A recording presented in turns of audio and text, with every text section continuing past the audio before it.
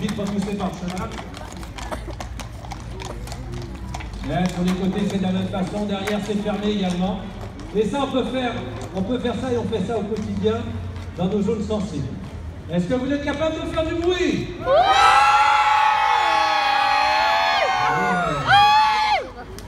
Et oui, parce que c'est pas calme, sur lesquels on évolue. Alors, on se pose peut-être la question de savoir comment on interpelle. On a notre actif simplement dans notre unité, 100 à 150 interpellations, arrestations si vous préférez, interpellations d'individus qu'on place en garde à vue pour des délits, des crimes. Mais on les interpelle à cheval. Eh bien, je vais vous montrer, nous techniquement cette fois, comment on peut, comment on peut aller chercher un individu au milieu d'un groupe, l'interpeller, le menotter, et vous allez vous rendre compte qu'on ne descend pas de cheval. L'intérêt qu'il y a de rester à cheval, c'est précisément de rester en sécurité et d'être opérationnel avec le cheval tout en menottant l'individu. Donc là, il est au milieu de nous, c'est vous qui êtes interpellé, levez la main pour mes collègues. C'est lui qui correspond au signalement. Et les enfants, c'est bien lui le voleur? Oui. Alors à 3, vous criez au voleur, d'accord? 1, 2, 3.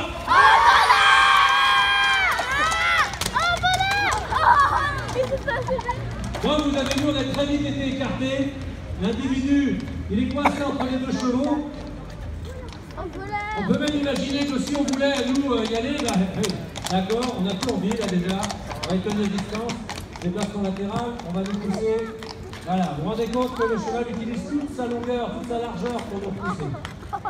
Ok, on est canalisé de ce côté-là, tandis que mes collègues sont en train de menotter l'individu.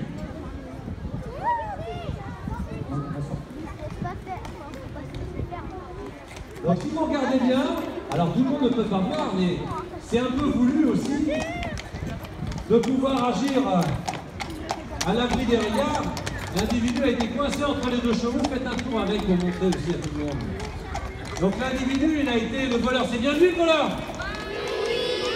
Et bien là, il a été menotté, les collègues sont restés à cheval, en sécurité, il a été palpé, la palpation consiste à s'assurer que l'individu n'a pas d'objet dangereux sur lui, tout en restant à cheval. On a... Oui, allez, vous le ramenez là-bas. Eh bien moi je suis pas d'accord. C'est un copain à nous, laissez-le. D'accord. En fait, vous voyez, le fait d'avoir un individu interpellé et de rester à cheval, ça a un intérêt, c'est qu'on reste opérationnel et dissuasif avec notre partenaire qui est le cheval. Alors si vous pensiez jusqu'alors que ce n'était qu'un moyen de transport, je pense que vous êtes capable de comprendre que pour nous c'est au-delà d'avoir une complicité affective avec nos animaux, nos chevaux, c'est également une complicité de travail et c'est un bon partenaire d'intervention. Donc c'est un cheval d'intervention.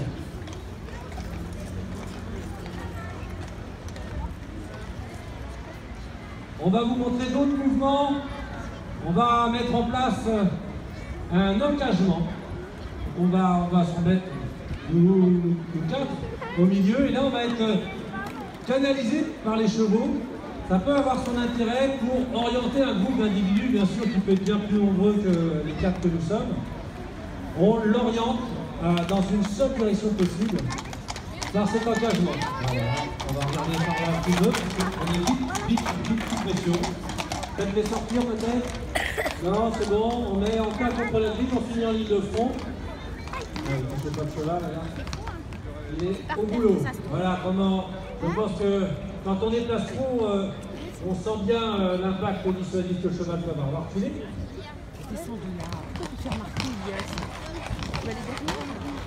Mais qu'est-ce que j'ai fait? Vous allez revenir en formation en V. Ou déploiement latéral à droite et à gauche. Sur ordre du chef du dispositif, vous allez faire un détour. Et ensuite, écoute, regarde, écoute ce qu'il leur demande. Déploiement à droite et à gauche. Hop. Et hop, là. Les chevaux sont aux ordres. Les cavaliers aux fraises. Ok. Pour un demi-tour, tête à droite, individuel, top. Les ordres que je donne là, en général je ne suis pas appris pour les donner, c'est le chef du dispositif qui est à cheval qui les donne. Ils ne sont pas entendus, là il se trouve que j'ai le micro, vous les entendez. Ils vont nous faire une formation en V, en réduisant les écarts entre les chevaux. Et ça nous permet de progresser, c'est quoi une vitesse et une orientation imposée. Les fois, ils sont plus derrière, mais ils sont devant. C'est une ouverture de cortège, qui peut être une ouverture de cortège à pied, comme un cheval. On les suit. Allez-y, formation en V.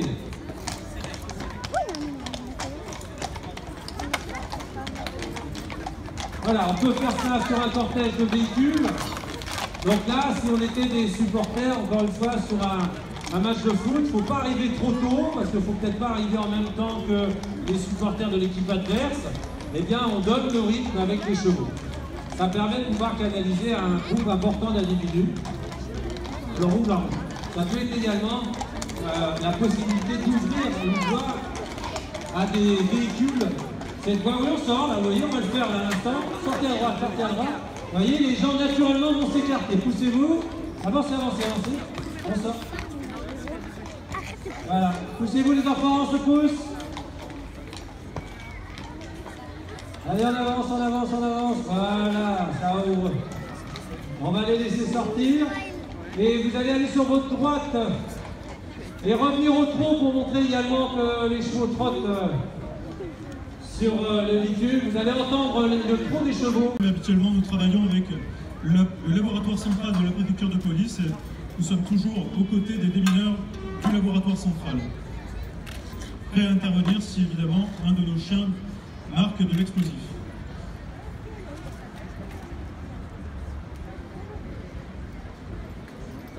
Alors le dressage des chiens explosifs, stupéfiants, des chiens de recherche en général est basé sur le jeu. C'est-à-dire que le chien cherche de l'explosif ou du stupéfiant parce qu'il sait qu'à l'issue il aura sa récompense, il aura son jouet. Vous voyez, voilà, Fiona vient de trouver de l'explosif dissimulé dans le caisson face à moi. Ah non, comme j'ai pas le visuel dessus.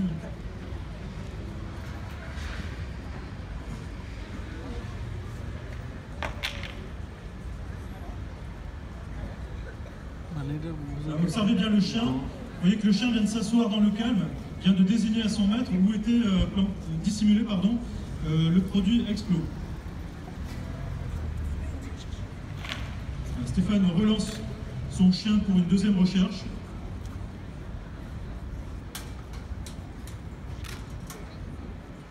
Vous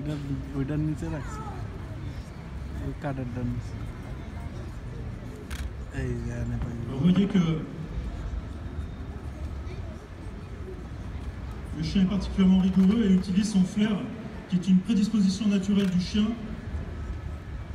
pour chercher ce qu'on lui demande. L'odorat étant la principale qualité du chien, c'est-à-dire que les chiens perçoivent leur environnement et le monde extérieur par leur odorat. Vous voyez, Fiona vient de nouveau de découvrir du produit explosif. Elle s'assoit, elle s'assied dans le calme. Alors pour une bonne raison, c'est que évidemment les produits explosifs pouvant être particulièrement sensibles, le moindre choc, le moindre contact peut déclencher l'engin explosif. C'est pour ça qu'on demande au chien d'être le plus calme possible. Et vous voyez qu'une fois que le chien a bien fait son travail, il a sa récompense, il a son jouet. Stéphane est en train de la faire jouer pour lui dire, pour lui envoyer le message suivant: tu as bien travaillé, c'est bien, je suis content de toi. Sur la défense du maître. Ce sont des chiens qui sont dominants, qui ont du caractère. On leur demande d'être impressionnants pour être dissuasifs. Alors là, on peut imaginer un contrôle de police qui dégénère avec un individu qui doit découdre. Vous allez voir comment on intervient avec un chien musclé.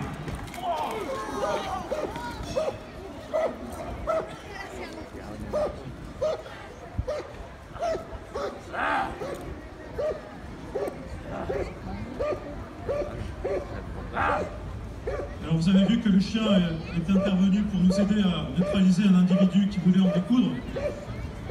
Une fois que l'individu est menotté, l'équipe se met en retrait, reste attentive, prête à intervenir si toutefois l'individu, si la situation situation de nouveau dégénère. Vous voyez que contrairement au chien explosif, ce chien n'est pas forcément commode. On n'a pas forcément envie d'aller lui faire des câlins.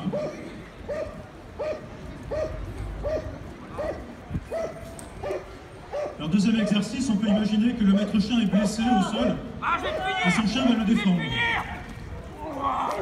Vous voyez là, l'individu, le méchant, essaie d'entrer dans le périmètre du maître chien et le chien protège son maître. Des renforts policiers arrivent et neutralisent l'individu.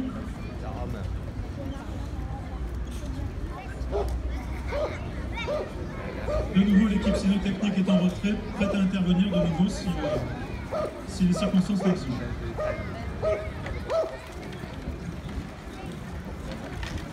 Troisième exercice muselé. Là, le méchant a un bâton entre les mains. Il va falloir aller le neutraliser et le désarmer. Donc là, on a une agression d'un fonctionnaire de police en cours. Le fonctionnaire est blessé et on envoie le chien.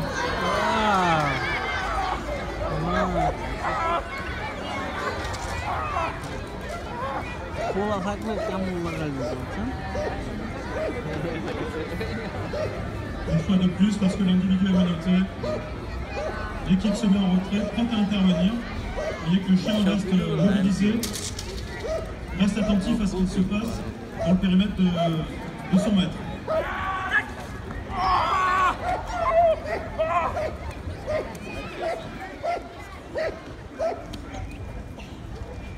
Donc on utilise, dans la police nationale en France, on utilise des chiens avec ces techniques muselées. Technique qu'on ne voit pas forcément ailleurs en Europe, et encore moins aux États-Unis. Le chien va très vite. Il vient de découvrir c'est des billets de banque visiblement. Alors contrairement à tout à l'heure où le chien explosif s'asseyait, se couchait dans le calme, là les chiens stupéfiants ont un marquage dit actif, c'est-à-dire qu'ils vont gratter et mordre l'endroit où se trouvent les produits. C'est un marquage qui est très précis. Alors on vous montrera tout à l'heure ce qu'il y avait dans la mallette. C'est visiblement des rouleaux de billets de 10 €. Donc le chien est remis au travail immédiatement. Il y a du produit dissimulé dans les parages. Le chien s'appelle Jago.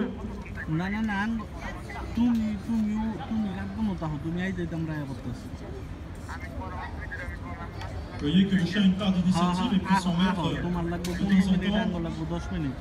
le remet sur les zones qu'il aurait pu sauter.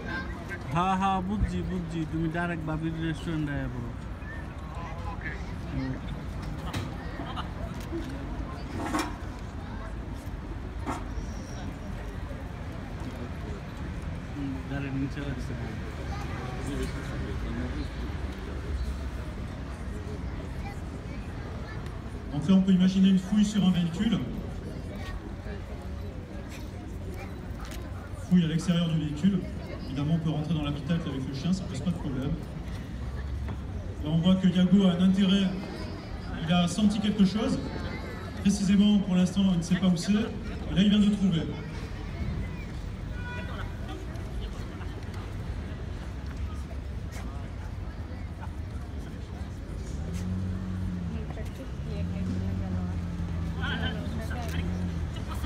Voilà, il gratte l'endroit où il a trouvé, donc c'est dans le passage de roue.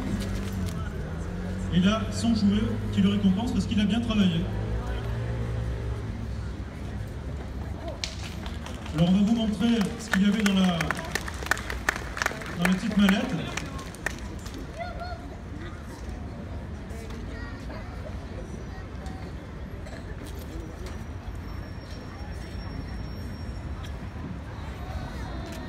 Voilà, ce sont des rouleaux de billets de 10 €. Alors ce sont des tiers de billets, la Banque de France ne nous donne pas les billets entiers. Ce sont des billets qui sont sur le point d'être détruits, mais que nous utilisons pour apprendre aux chiens à reconnaître l'encre et les molécules de papier.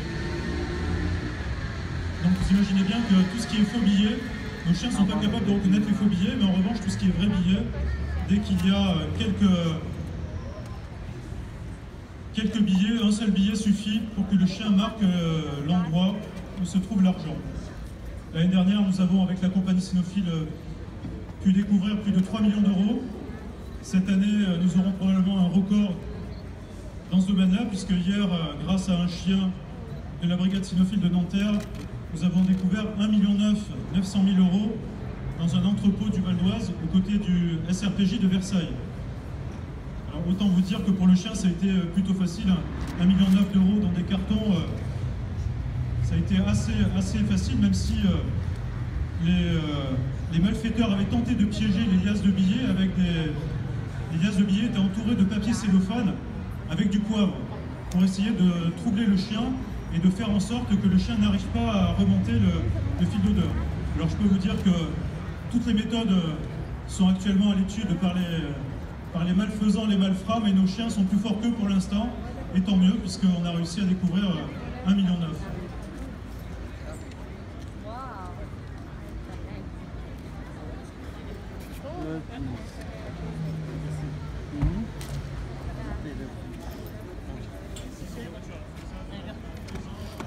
Capable de recevoir les chiens dans son costume, au mordant ou en percussion muselée.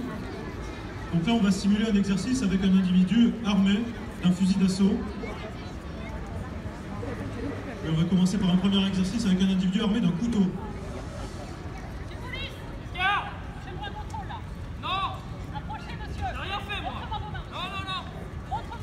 C'est Marie avec son chien Onyx, qui est un berger belge terminal. Qu'est-ce que tu vas faire? Approche pas! Personne n'approche là! Je suis chez moi, t'approches pas! Je t'ai dit de m'approcher! Je t'ai dit...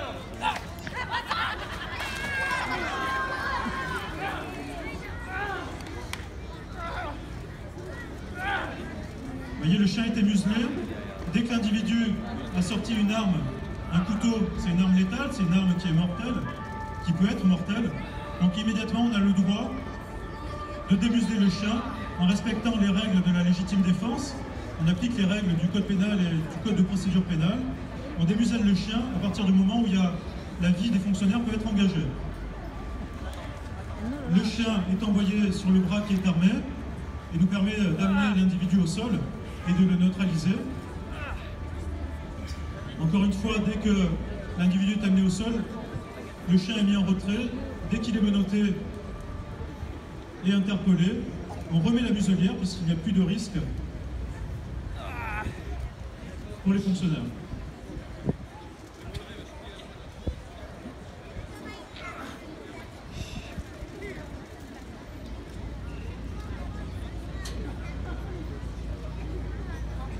Et que le chien reste aux aguets, capable d'intervenir de nouveau si toutefois les circonstances l'exigent.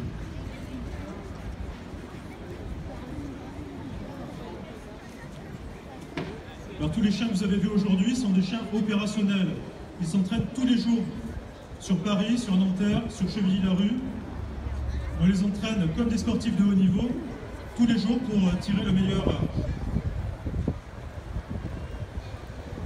de ces animaux, faire en sorte qu'ils soient...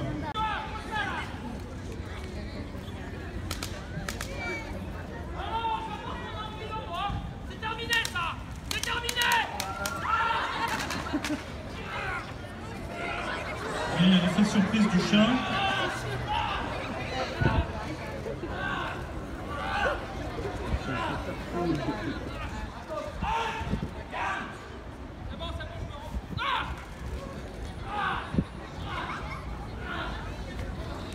Et on arrive à mettre de l'obéissance sur nos chiens, mais dès que l'individu se rebelle à nouveau, le chien réagit immédiatement.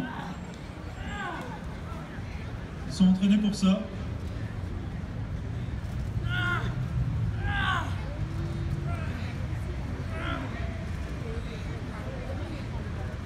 Le chien reste en action tant que la situation n'est pas maîtrisée. Une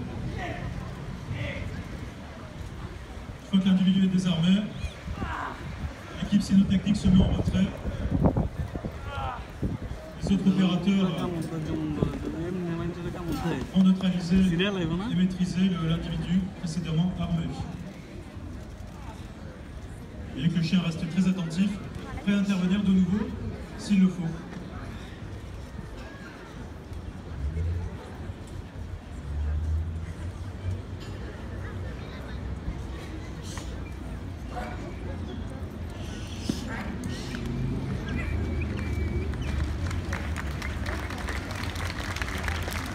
c'était le dernier exercice. Merci de votre attention.